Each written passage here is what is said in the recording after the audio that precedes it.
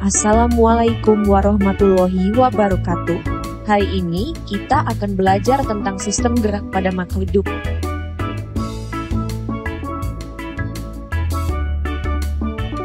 Pada bab ini akan dipelajari tentang sistem gerak pada manusia, sistem gerak pada hewan, dan sistem gerak pada tumbuhan.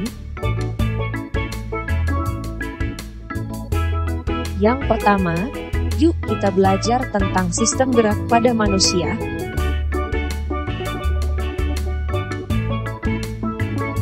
Tubuhmu memiliki rangka yang mendukung dan menjadikannya kuat dan juga memiliki komponen yang membuatnya dapat bergerak atau beraktivitas.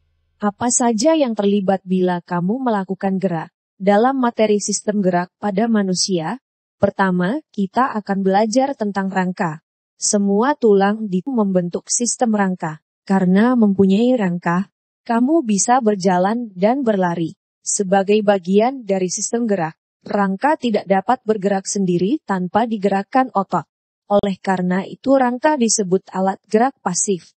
Coba perhatikan gambar tulang yang menyusun tubuh berikut. Tubuhmu terdiri dari banyak sekali tulang yang menyusun. Rangkamu mempunyai kurang lebih 206 tulang dari berbagai ukuran dan bentuk. Lalu, apa saja bentuk tulang itu?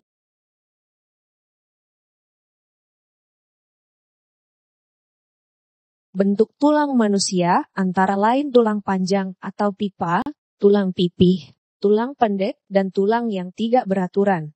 Untuk lebih jelasnya, coba perhatikan tebal perbedaan antar tulang tersebut.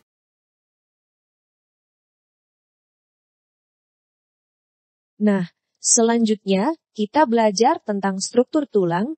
Bagaimana struktur tulang itu? Coba perhatikan gambar tulang berikut. Misalnya, kamu sedang memakan paha ayam. Jika kamu membelah tulang ayam tersebut, maka akan terlihat struktur tulang seperti gambar. Tulang panjang ditutup membran yang menempel dengan kuat, disebut periostrum. Pembuluh darah kecil pada periostrum membawa zat makanan ke dalam tulang.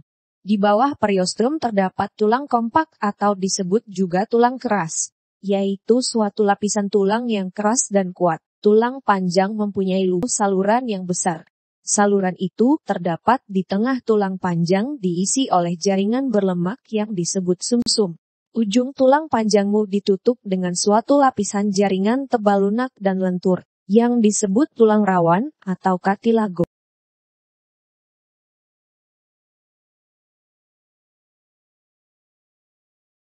Lalu, apakah tulang bayi sama dengan tulang orang dewasa? Jika berbeda, apa perbedaannya? Apakah tulang kita bisa berkembang? Nah, sebelum lahir, rangkamu sebagian besar merupakan tulang rawan. Tulang rawan ini perlahan dihancurkan dan digantikan dengan jaring oleh sel pembentuk tulang yang disebut osteoblas. Saat kamu berkembang, beberapa tulang bersatu.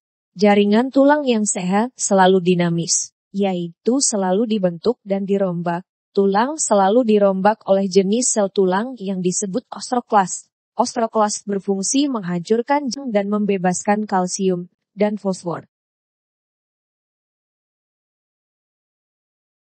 Selanjutnya, kita akan belajar tentang sendi. Cobalah bengkokkan sikumu, tolehkan kepalamu ke kanan dan ke kiri. Mengapa kamu bisa melakukan gerakan? Nah, gerakan tersebut terjadi karena keberadaan sendi. Coba perhatikan gambar berikut. Seperti itulah sendi.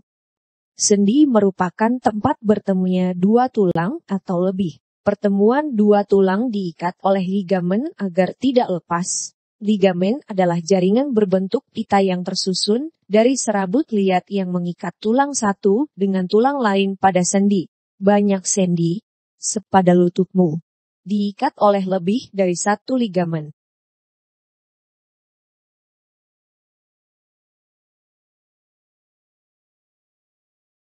Jika tubuh tersusun oleh banyak sendi, apakah semua sendi bisa digerakkan? Sendi kita terdiri dari 3 jenis, yaitu sendi mati atau sinartrosis, sendi kaku atau amfiartrosis, dan sendi gerak atau diartrosis. Sendi mati adalah tak bisa bergerak. Contohnya sendi yang terdapat pada tulang tengkorak. Sendi kaku adalah sendi yang dapat digerakkan, tapi terbatas.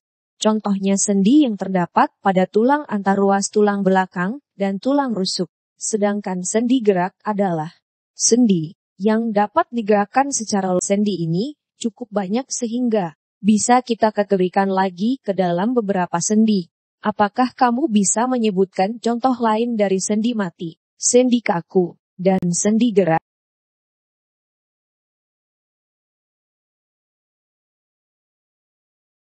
Tadi telah dijelaskan bahwa sendi gerak terdiri dari berbagai macam. Lalu, apa saja macamnya? Yang pertama, ada sendi peluru. Sendi peluru merupakan satu tulang yang mempunyai satu ujung bulat yang masuk ke ujung tulang lain yang berongga seperti mangkok. Sendi ini bisa membentuk bebas di antara sendi lain. Contoh sendi peluru adalah sendi antara tulang pinggul dan tulang paha, serta antara tulang lengan atas dan tulang belikat. Yang kedua ada sendi putar. Pada sendi putar, ujung tulang satu berfungsi sebagai poros, dan ujung tulang yang lain yang dapat berputar pada poros tersebut. Sendi putar terdapat antara tulang tengkorak dengan tulang leher. Dan yang ketiga ada sendi pelana. Sendi pelana merupakan pertemuan dua tulang yang berbentuk seperti pelana. Sendi ini bisa menggerakkan tulang kedua arah, muka belakang dan ke samping. Contoh sendi ini adalah pada pangkal ibu jarimu.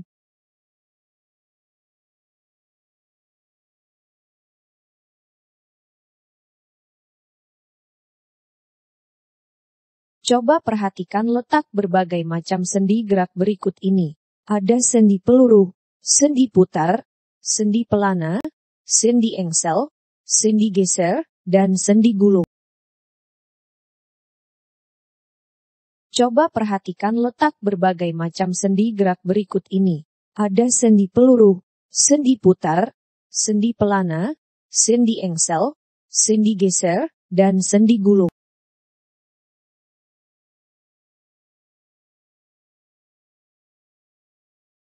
Selain rangka dan sendi, sistem gerak manusia juga terdiri dari otot. Otot adalah penggerak bagian-bagian tubuh, sehingga otot disebut alat gerak aktif. Hampir 35-40% massa tubuhmu adalah jaringan otot. Otot yang dapat berkontraksi menjadi lebih pendek. Karena kontraksi ini, bagian tubuhmu bergerak. Gerakan ini ditimbulkan oleh otot tak sadar. Otot sadar adalah otot yang bisa kamu kuasai. Kamu dapat menentukan apakah menggerakkan atau tidak menggerakkan suatu otot sadar, contoh tangan dan kaki serta otot muka. Sedangkan otot tak sadar adalah otot yang tidak bisa kamu kuasai secara sadar. Coba perhatikan otot yang ada pada manusia pada gambar berikut.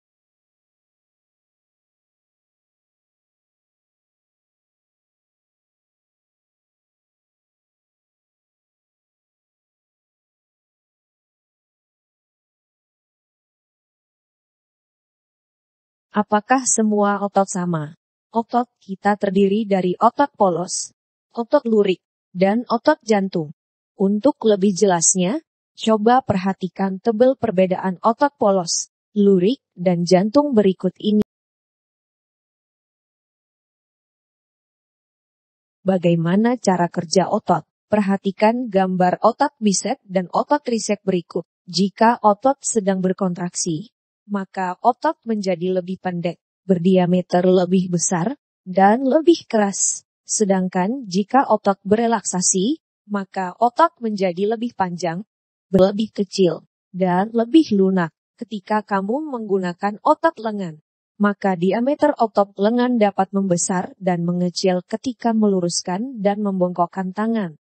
Saat tangan ditekuk, pada otot bisep akan berkontraksi atau membesar dan otot tricep akan berelaksasi atau memanjang lengan atau tangan kamu diluruskan maka otot bisep akan berelaksasi dan otot tricep akan berkontraksi.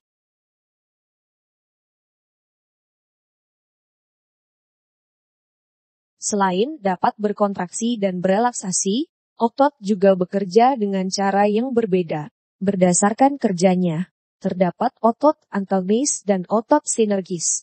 Otot antagonis adalah dua otot atau lebih yang tujuan gerakannya saling berlawanan.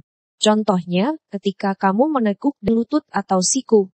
Sedangkan otot sinergis adalah otot yang kontraksinya menimbulkan gerak searah. Contohnya, otot bisep dan otot tulang lengan bawah.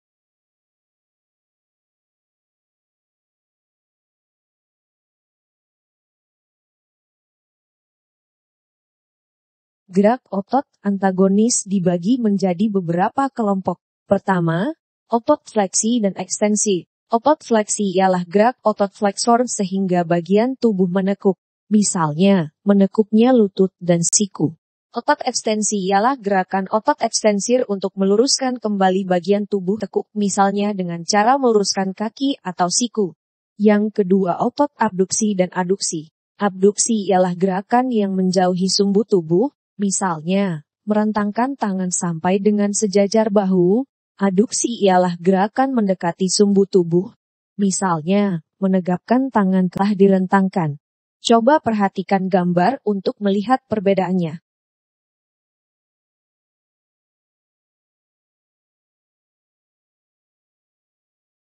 Yang ketiga ada otot pronasi dan supinasi. Pronasi ialah gerakan memutar telapak tangan dan jari untuk menelungkup. Sedangkan otot supinasi ialah gerakan memutar telapak tangan dan jari untuk menahan. Selanjutnya, ada otot depresi dan elevasi. Otot depresi ialah gerakan menurunkan anggota. Sedangkan otot elevasi ialah gerakan mengangkat anggota tubuh. Untuk lebih jelasnya, coba perhatikan gambar.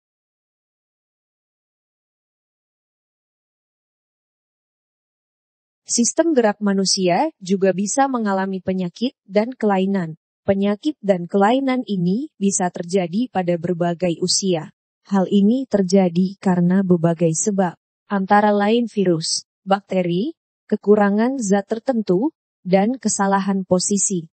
Penyakit yang pertama riketsia, yaitu tulang kaki tumbuh membengkok. Riketsia terjadi karena kekurangan vitamin D dan bisa dicegah dengan penambahan kalsium, fosfor, dan vitamin D. Coba perhatikan gambar bentuk tulang normal dan tulang yang mengalami riketsia.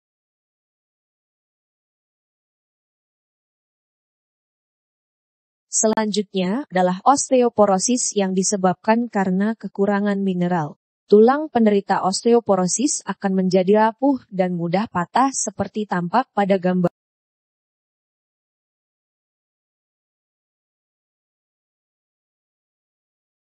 Selanjutnya tulang bisa mengalami patah atau fraktura. Coba lihat gambar.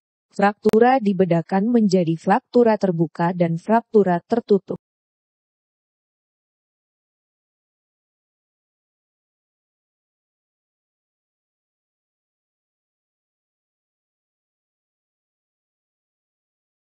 Yang keempat, ada kifosis, skoliosis, dan lordosis, yaitu kelainan tulang belakang yang melengkung, bisa ke depan, ke belakang, atau ke samping. Coba perhatikan tabel perbedaannya berikut.